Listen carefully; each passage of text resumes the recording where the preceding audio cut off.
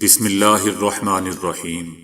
السلام علیکم دوستو، دنیا بھر کی بریکنگ اور سلیکٹڈ نیوز میں آج آپ سنیں گے، لیکن اس سے پہلے اگر ہو سکے تو لائک اور سبسکرائب کا بٹن ضرور دبا لیں۔ شکریہ۔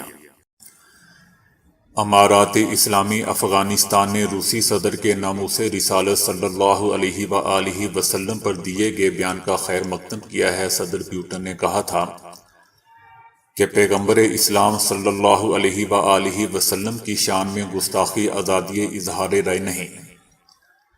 روسی صدر پیوٹن نے اپنے سالانہ خطاب میں توہین رسالت صلی اللہ علیہ وآلہ وسلم کے معاملے پر دو ٹوک موقف اختیار کرتے ہوئے کہا تھا کہ وہ ایسی کسی آزادی کو نہیں مانتے جس کے تحت پیغمبر اسلام صلی اللہ علیہ وآلہ وسلم کی توہین کی جائے۔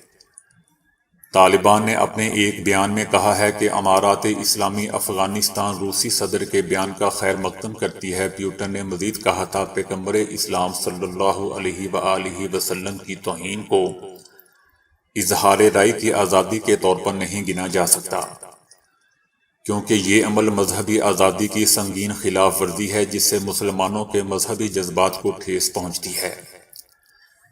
طالبان نے کہا کہ ہم پیوٹن کے اس بیان کا بھی خیر مقدم کرتے ہیں کہ ان کا ملک افغان حکومت کو تسلیم کرنے کے معاملے میں پیش رفت کرے گا، اور ساتھ ہی یہ مطالبہ کرتے ہیں کہ افغان مرکزی بینک کے ذخائر کو بھی بحال کیا جائے۔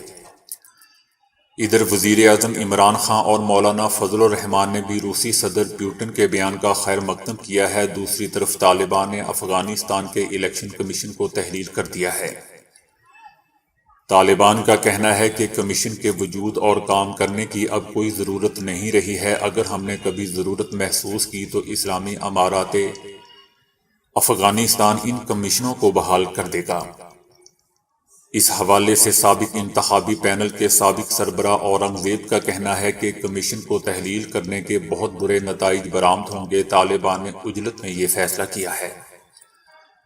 اورنگزیب کا کہنا تھا کہ اگرچہ ڈھانچہ نہیں رہا تو مجھے 100% یقین ہے کہ افغانستان کے مسائل کبھی حل نہیں ہوں گے، کیونکہ کوئی انتخابات ہی نہیں ہوں گے۔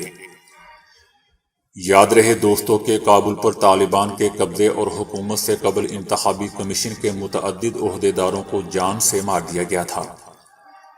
طالبان نے خواتین کے امور کی وزارت پہلے ہی بند کر دی تھی اور اس کی جگہ امر بالمعروف اور نہی عن المنکر کی نئی وزارت قائم کی تھی۔ انڈیا کے شہر گڑگاؤں میں ایک گروہ نے ایک اسکول میں جاری کرسمس پارٹی میں گھس کر جے شری رام اور بھارت ماتا جی کے جیسے نعرے لگائے اور ابتری پیدا کی۔ اس واقعے کی ویڈیو میں ایک شخص کو لوگوں سے خطاب کرتے ہوئے دکھایا گیا ہے۔ اس کا کہنا تھا کہ یہاں عیسائیت قابل قبول نہیں۔ ہم حضرت عیسیٰ علیہ السلام کے خلاف نہیں، لیکن ہم آنے والی نسلوں کو بتانا چاہتے ہیں کہ وہ انہیں یاد رکھنا چاہتے ہیں تو رکھیں، مگر طلبہ کا مذہب تبدیل نہیں کرنے دیں گے۔ عیسائیوں کے ایک گروپ نے ایک کرسمس پارٹی کا اہتمام کیا تھا اور وہاں حضرت عیسیٰ علیہ السلام کے حق میں نعرے بھی لگائے تھے، جسے مقامی لوگوں نے اشتعال انگیزی اور طلبہ کی مذہب تبدیلی کی کوشش سمجھا تھا۔ ایک مقامی پادری نے بتایا کہ یہ سب بہت ہی خوفناک تھا، کیونکہ وہاں خواتین اور بچے بھی تھے۔ اس طرح کے واقعات آئے روز ہوتے رہتے ہیں۔ ہماری عبادت اور مذہب کی پیروی کرنے کی آزادی کے خلاف ہیں۔ مقامی حلقے سے آزاد الیکشن لڑنے والے سیاستدان نریندر پہاڑی نے کہا کہ اس پارٹی کی آڑ میں لوگوں کو مذہب تبدیل کرنے کا کہا جا رہا تھا۔ انہوں نے الزام لگایا کہ ہندوؤں کے جذبات کو ٹھیس پہنچائی جا رہی تھی اور انہیں تقسیم کرنے کی کوشش کی جا رہی تھی۔ پولیس کا کہنا ہے کہ کوئی شکایت درج کیے بغیر معاملہ رفع دفع کروا دیا گیا ہے۔ کورونا وبا دنیا میں بڑی تباہی پھیلا چکی ہے اور لاکھوں گھرانوں میں سوگ لا چکی ہے۔ گزشتہ دنوں ایک امریکی وکیل نے اپنی بیوی کو ایک خط لکھا اور ایسی باتیں کہیں کہ پڑھ کر شاید آپ کی آنکھیں نم ہو جائیں۔ وہ وکیل، جس کا نام بیلی ہے، اپنی بیوی کو لکھتا ہے کہ میں تمہیں بتانا چاہتا ہوں کہ میں اپنی زندگی کے لیے بہت سخت لڑائی لڑ رہا ہوں۔ میں یہ سب تمہارے لیے کر رہا ہوں تاکہ تمہیں ایک بار پھر دیکھ سکوں۔ تم میری زندگی میں اہم ترین فرد ہو اور میں ہاسپٹل کے بستر پر پڑا تمہیں ہر وقت یاد کرتا ہوں۔ میں جانتا ہوں کہ میں اتنا پرفیکٹ نہیں بن سکا جتنا میں بننا چاہتا تھا۔ تم میرے لیے ہمیشہ پرفیکٹ بیوی ثابت ہوئی، حتیٰ کہ اس وقت بھی جب میں تم پر غصے ہوتا تھا اور تمہیں غلط کہتا تھا، حالانکہ 99% میں ہی غلط ہوتا تھا اور تم ٹھیک ہوتی تھی۔ اگر میں اس بیماری سے لڑائی جیت گیا تو میں وعدہ کرتا ہوں کہ پہلے سے بہتر آدمی اور شوہر بنوں گا۔ اگر مجھے دوسرا موقع ملا تو میں ایسا آدمی بنوں گا جس کی تم ہمیشہ سے مستحق رہی ہو۔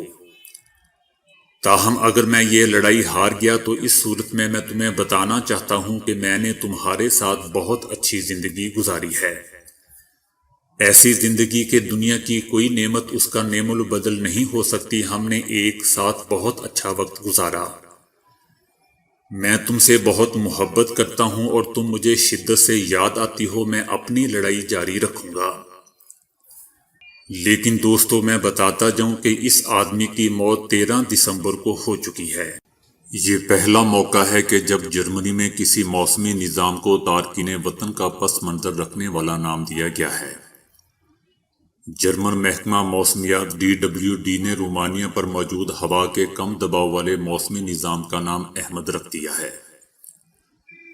اس نام کا باضابطہ اعلان منگل 5 جنوری کے روز کیا گیا۔ یہ نظام جرمنی اور پولینڈ کی سمت بڑھ رہا ہے، جو اٹلی پر موجود ہوا کے ایک اور کم دباؤ والے نظام لیزا سے اور پھر الیگزینڈر سے ٹکرائے گا، جو اسکاٹ لینڈ پر زیادہ دباؤ والا ایک نظام ہے۔ یہ نام رکھوانے کے لیے new German media makers NDM نامی تنظیم نے وہاں کے محکمہ موسمیات کو 240 یورو کا معاوضہ ادا کیا تھا۔ دوستو، یاد رہے کہ جرمنی میں کوئی بھی شہری معاوضہ دے کر موسمیاتی نظام کو اپنا پسندیدہ نام دے سکتا ہے۔ NDM ایسے صحافیوں کی جرمن تنظیم ہے جو یا تو خود تارکین وطن ہے یا پھر ان کا تعلق تارکین وطن کے کسی نہ کسی خاندان سے ہے۔ اس تنظیم نے 2021 کے لیے موسمیاتی نظاموں کے 14 ایسے نام خرید لیے ہیں جو تارکین وطن کی نمائندگی کرتے ہیں۔ ان میں سب سے پہلا نام احمد ہے۔ بھارت میں 60 سالہ غیر شادی شدہ شخص کے پڑوسی اس کے کریا کرم کی رقم لینے کے لیے باڈی لے کر بینک پہنچ گئے۔ بھارتی ریاست بہار کے شہر پٹنہ کے ایک دیہاتی کی موت سے اس وقت عجیب و غریب صورتحال پیدا ہوگی جب اس کے کریا کرم کے لیے کوئی قریبی رشتہ دار موجود نہیں تھا، یہاں تک کہ کوئی دوست بھی نہیں تھا جو اس کا کریا کرم کر سکتا۔ پڑوسیوں نے یہ ذمہ داری نبھانے کا فیصلہ کیا، لیکن اس کے لیے رقم کا مسئلہ پیدا ہو گیا کہ کریا کرم کے لیے خرچہ کون کرے گا، جس پر مہیش کے گھر کی تلاشی لی گئی لیکن گھر سے کچھ نہیں ملا، البتہ ایک چیک بک ملی جس سے اس بات کی تصدیق ہوئی کہ مہیش کا بینک میں اکاؤنٹ بھی تھا۔ بعد میں مہیش کے پڑوسی اس کی باڈی لے کر بینک پہنچ گئے اور بینک مینیجر سے رقم کا مطالبہ کرنے لگے کہ ہمیں مہیش کے کریا کرم کے لیے کم از کم 20,000 روپے دیے جائیں۔ تاہم بینک مینیجر کے درمیان 3 گھنٹوں سے بحث چلتی رہی۔ آخر میں بینک مینیجر نے مخصوص فنڈ سے 15,000 روپے کی رقم ادا کی، جس پر معاملہ ختم ہوا۔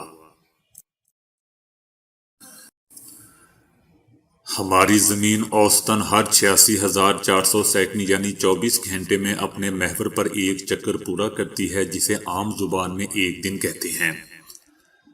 سائنسدانوں کا کہنا ہے کہ گزشتہ سال 2020 میں زمین کی اپنے محور پر گھومنے کی رفتار کچھ زیادہ ہو گئی تھی، لیکن گھبرانے کی کوئی بات نہیں ہے، کیونکہ یہ اضافہ بہت معمولی یعنی 1 سیکنڈ کے 1000ویں حصے ملی سیکنڈ کے پیمانے پر تھا۔ ٹائم اینڈ ڈیٹ کے مطابق پچھلے سال ایسے 28 دن ریکارڈ کیے گئے جب زمین نے اپنے محور پر ایک پورا چکر کم و بیش 1 ملی سیکنڈ جلدی مکمل کیا۔